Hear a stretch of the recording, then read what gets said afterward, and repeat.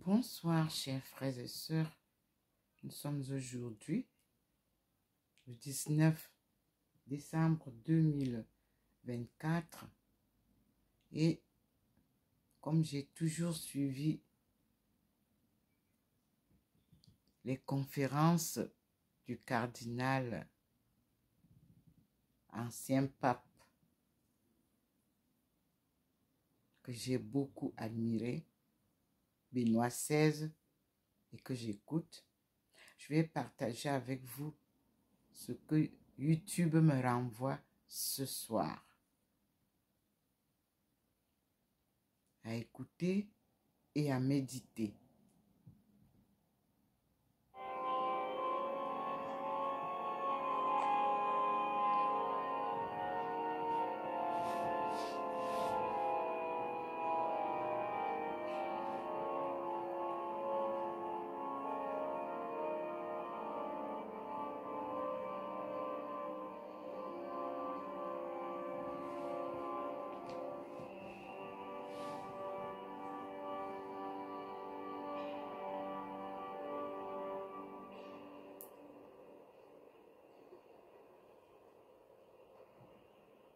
En accueillant ce soir le cardinal Ratzinger à la conclusion de ses conférences de carême, nous accueillons, Éminence, un ami, nous le savons, ami de notre pays, et familier de cette cathédrale où vous avez déjà pris la parole.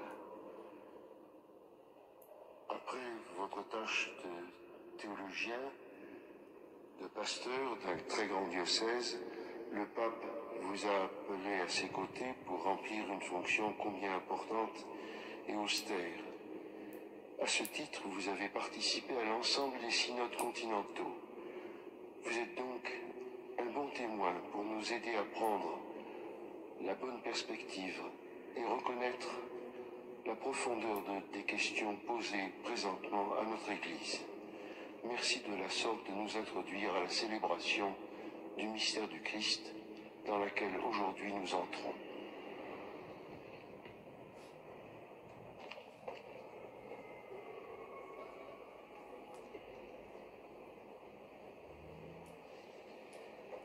Éminence, chers frères et sœurs, récemment, j'ai lu dans une revue les propos d'un intellectuel allemand qui, sur la question de Dieu, se disait agnostique. Il ajoutait que Dieu, on ne pouvait ni le prouver, ni exclure totalement son existence, que le problème demeurait ouvert. Par contre, il était fermement convaincu de l'existence de l'enfer.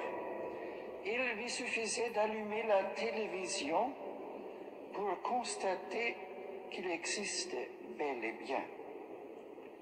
Alors que la première partie de cette profession correspond pleinement à la conscience moderne, la seconde paraît bizarre, voire même incompréhensible, tout au moins à première vue. Car comment croire à l'enfer si Dieu n'existe pas? À y regarder de plus près, cette déclaration s'avère tout à fait logique. L'enfer, c'est vivre dans l'absence de Dieu. C'est cela sa définition.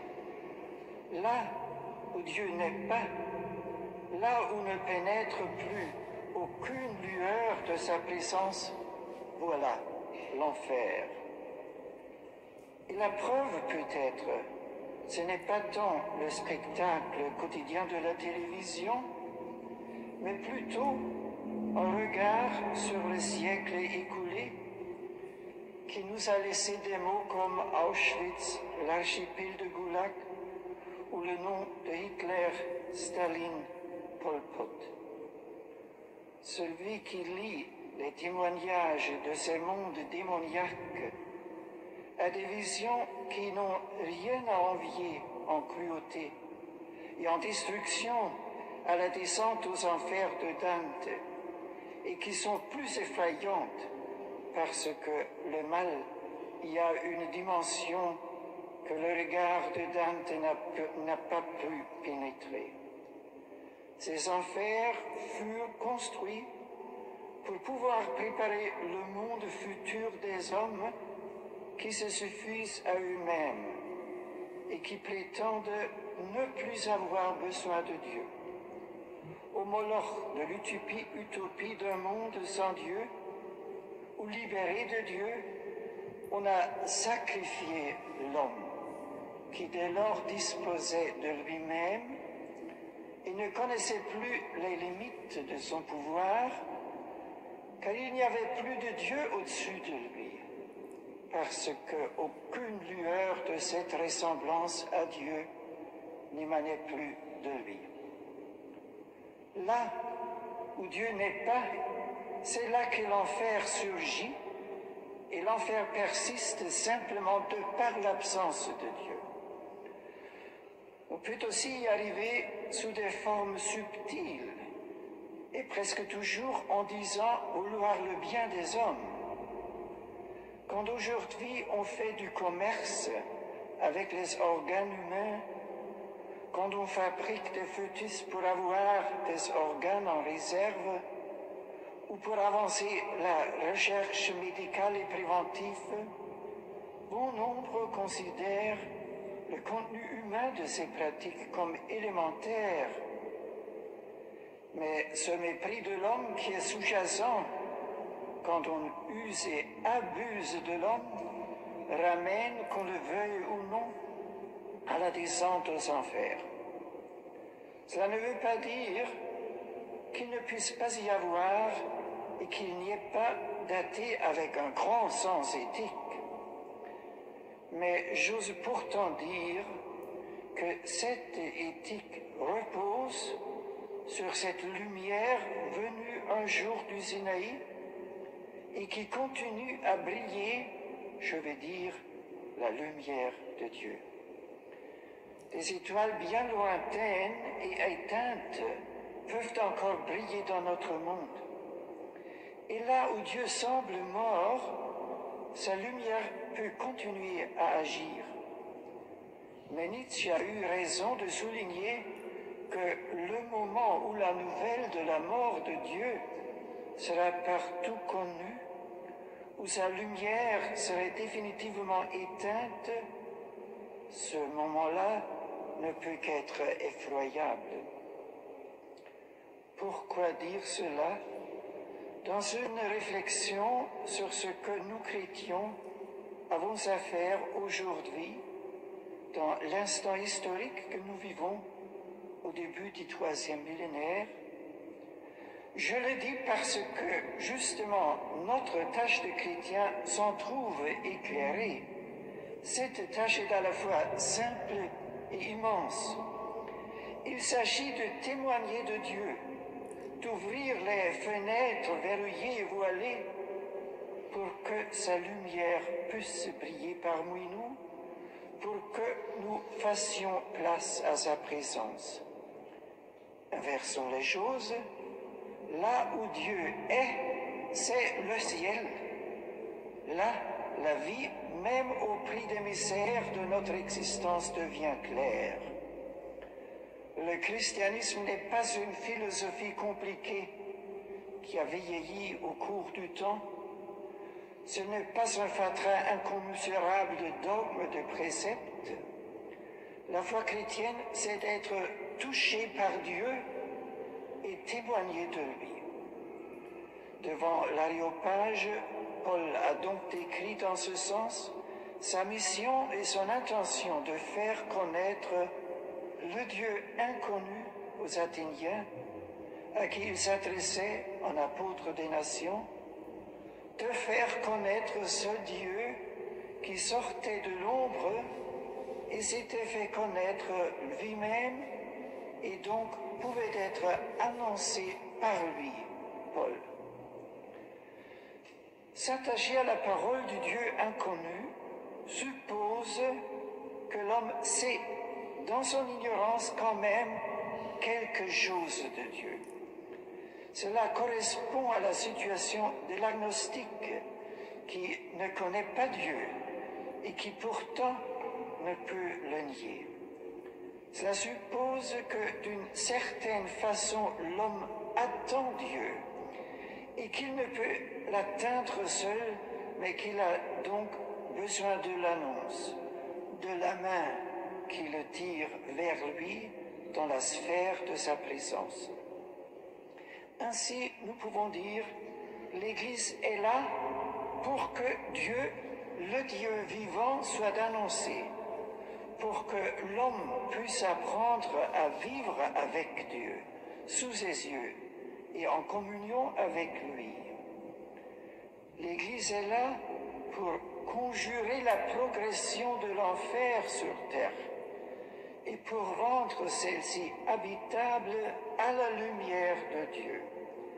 Grâce à lui, et seulement grâce à lui, elle sera humaine.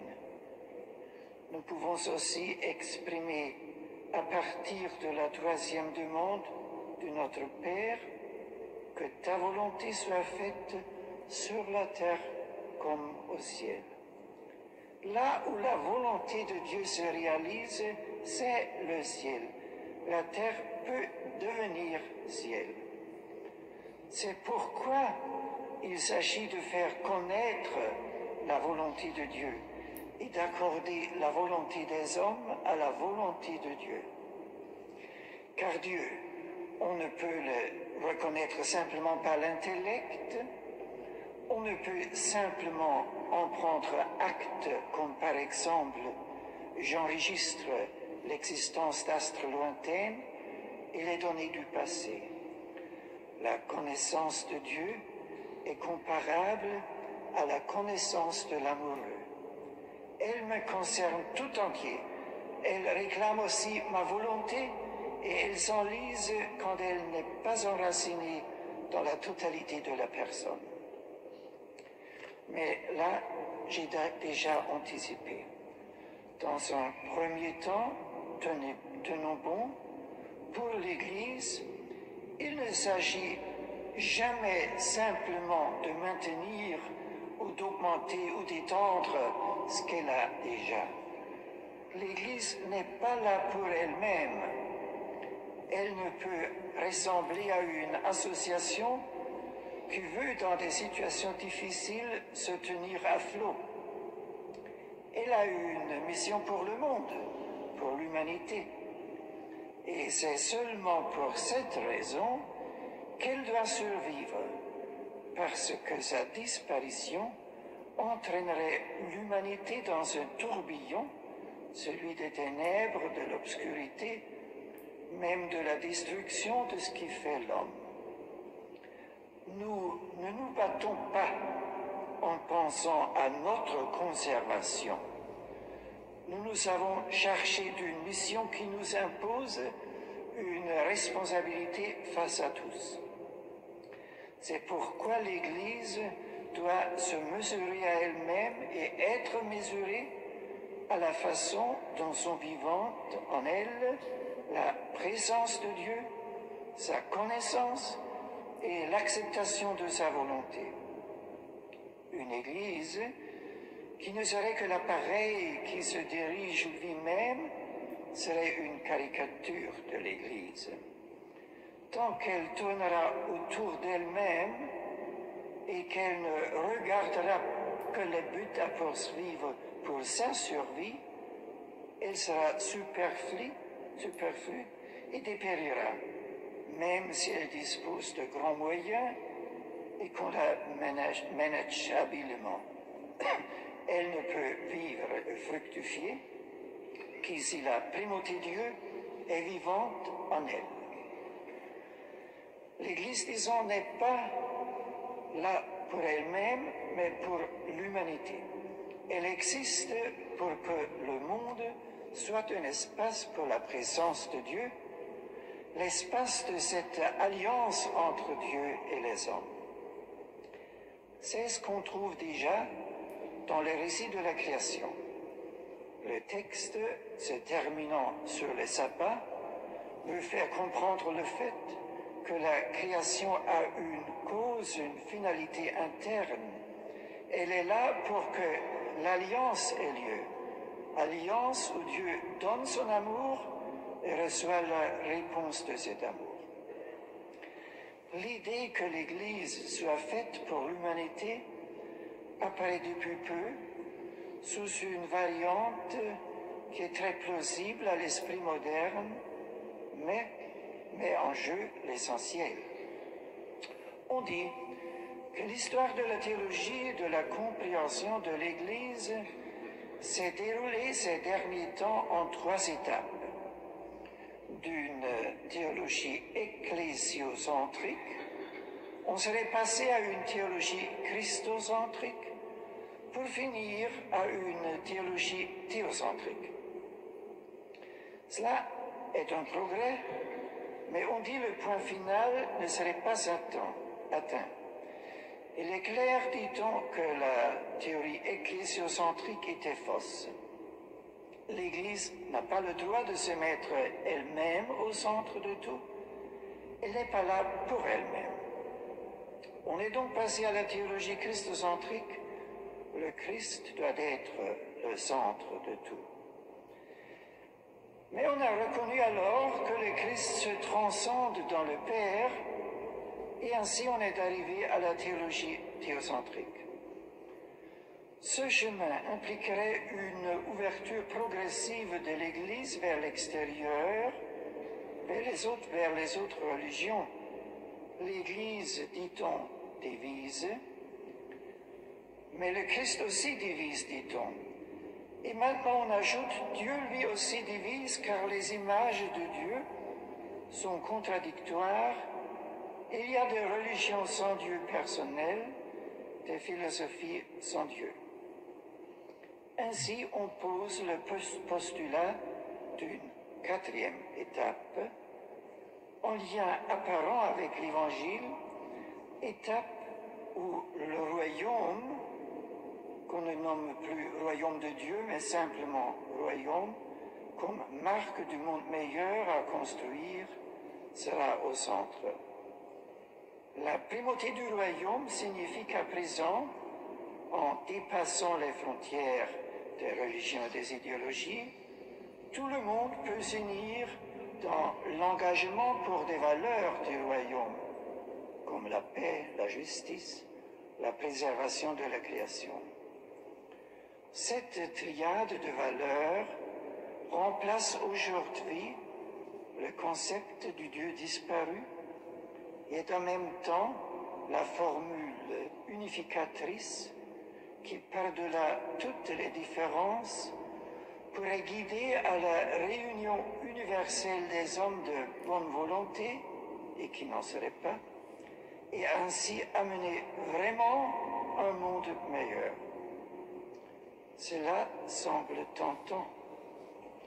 Qui ne se sentirait pas obligé de suivre le but de la paix sur terre?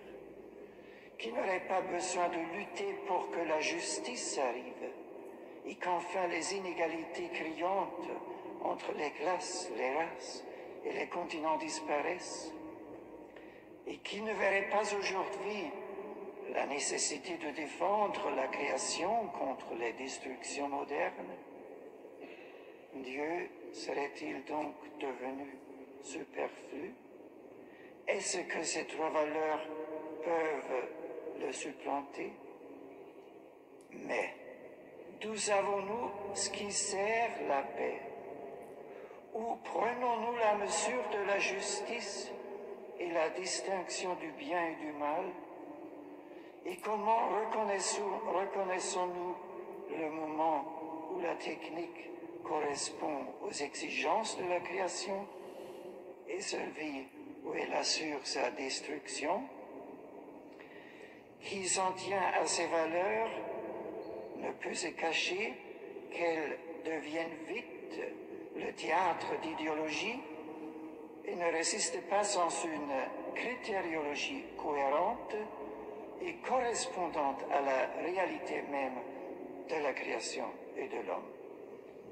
Les valeurs ne peuvent remplacer la vérité, elles ne peuvent remplacer Dieu, dont elles sont la pâle figure et sans la lumière duquel elles sont mal définie. On en revient toujours à la même chose. Sans Dieu, le monde ne peut s'éclairer. Et l'Église sert le monde en faisant en sorte que Dieu vive en elle, qu'elle soit transparente pour lui et qu'elle le porte à l'humanité.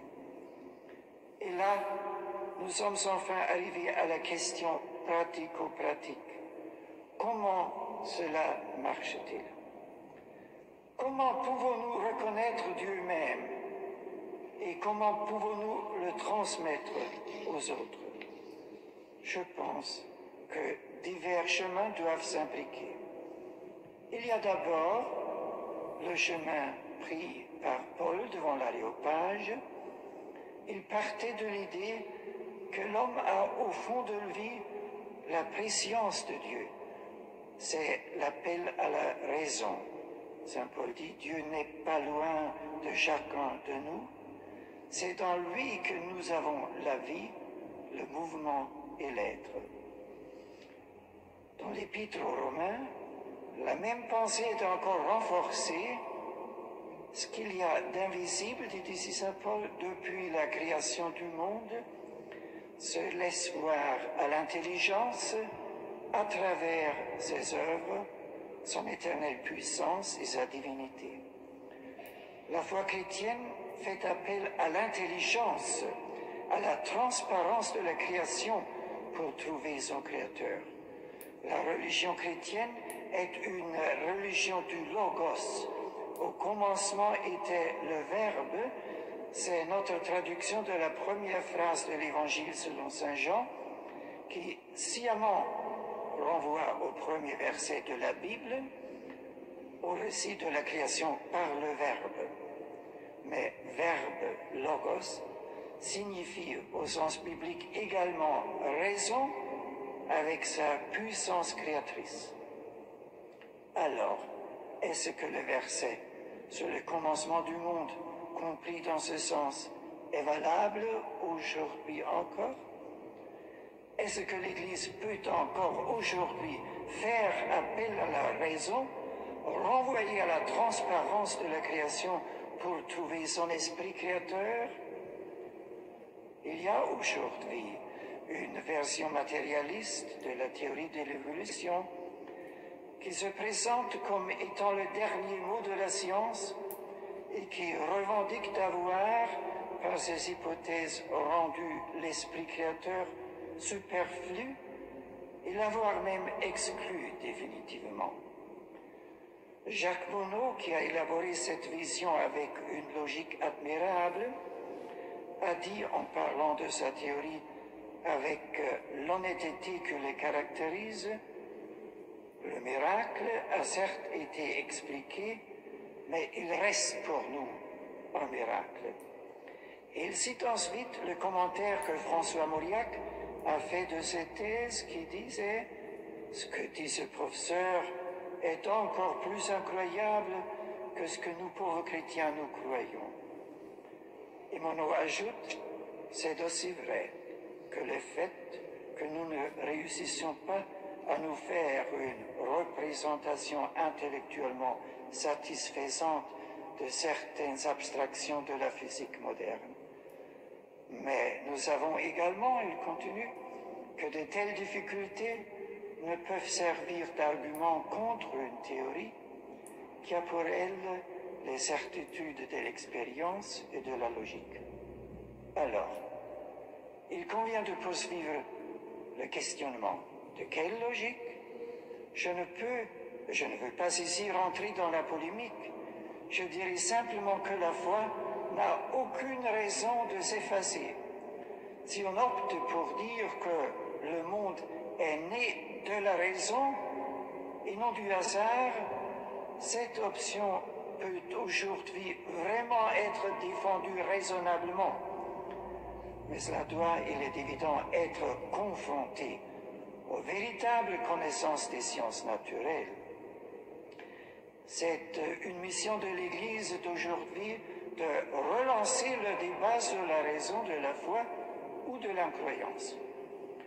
La foi n'est pas ennemie de la raison, mais elle défend sa grandeur, comme le pape l'a exposé avec passion dans son encyclique Foi et raison.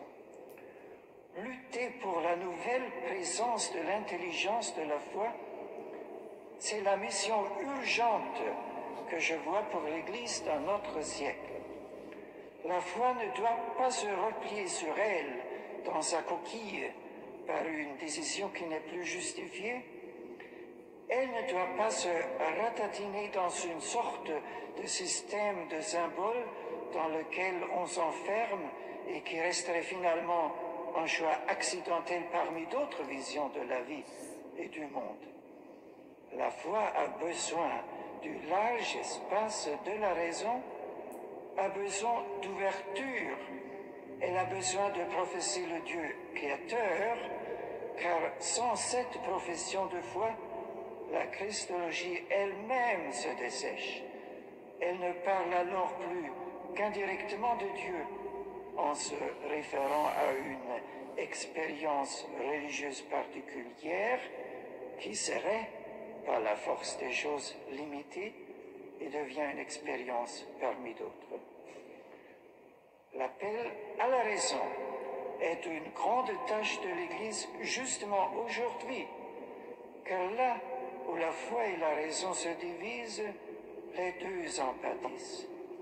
La raison devient froide et perd ses critères, elle devient cruelle, qu'elle n'a plus rien au-dessus d'elle. L'entendement limité de l'homme décide alors seul comment poursuivre la création, décide seul qui a droit de vivre et qui est exclu de la table de la vie. La voie de l'enfer, nous l'avons vu, est alors ouverte. Mais la foi aussi tombe malade sans le vaste espace de la raison. Et les graves dégâts qui peuvent venir d'une religiosité malade, nous les voyons suffisamment de nos jours.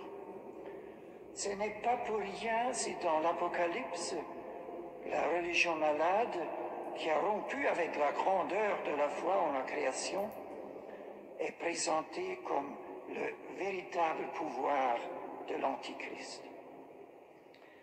Ce qui reste vrai, bien sûr, c'est le fait que la révélation de la création à laquelle Paul renvoie dans le discours devant l'Aréopage et dans l'Épître aux Romains ne suffit pas à elle seule à mettre l'homme vraiment en lien avec Dieu. Dieu est allé au-devant de l'homme. Il lui a montré son visage. Il lui a ouvert son cœur. Nul n'a jamais vu Dieu, le Fils unique, qui est tourné vers le sein du Père. Lui l'a fait connaître, dit l'Évangile de Jean. Cette nouvelle, l'Église a à la transmettre. Elle doit amener les hommes au Christ, le Christ aux hommes, afin que Dieu vienne vers eux et eux vers Dieu. Le Christ n'est pas un quelconque grand homme avec une profonde expérience religieuse. Il est Dieu. Dieu fait homme pour qu'il y ait un pont entre l'homme et Dieu et que l'homme puisse vraiment être lui-même. Celui qui voit en Christ seulement un grand homme juste ne le connaît pas vraiment. Le chemin du Christ et au Christ doit aboutir là où aboutit l'évangile de Marc, avec l'aveu de l'officier romain devant le crucifié. Vraiment, cet homme était le Fils de Dieu. Il doit aboutir là où aboutit l'évangile de Jean dans l'aveu de Thomas, mon Seigneur et mon Dieu. Il lui faut parcourir le grand arc que l'évangile de Matthieu tend depuis le récit de l'Annonciation jusqu'à l'envoi en mission du ressuscité. Dans le récit de l'Annonciation, Jésus est annoncé comme Dieu avec nous. Et le dernier mot de l'évangile reprend cette nouvelle. Et voici que je suis avec vous tous les jours jusqu'à la fin du monde. Pour connaître le Christ, on doit suivre le chemin que les évangiles nous montrent. La grande et principale tâche de l'Église, c'est d'aujourd'hui, comme cela a toujours été, de montrer le chemin et d'en offrir l'accompagnement. J'ai dit précédemment que Dieu, on ne le connaît pas seulement avec l'entendement, mais à la fois avec sa volonté, avec son cœur. C'est pourquoi la connaissance de Dieu, la connaissance du Christ, est un chemin dans lequel tout notre être est engagé.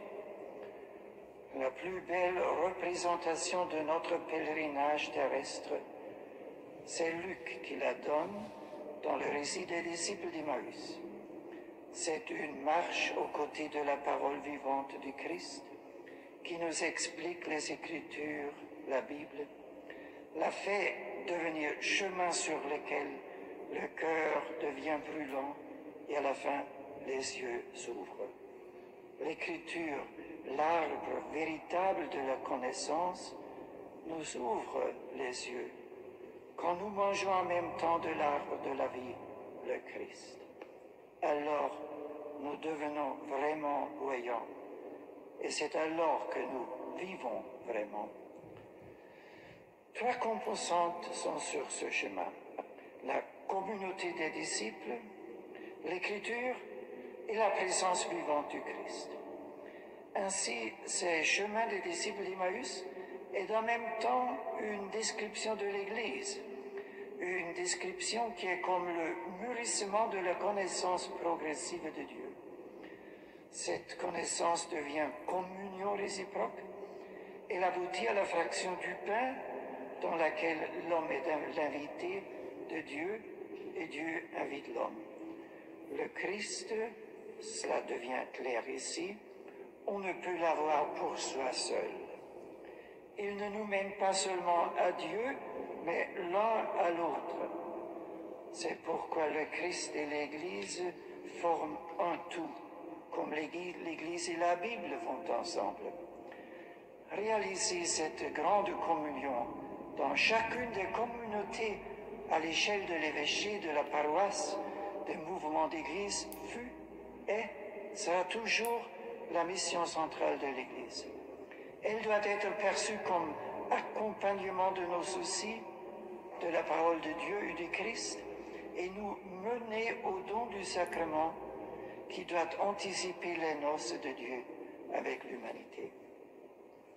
Revenons sur les réflexions faites jusqu'ici. Nous pouvons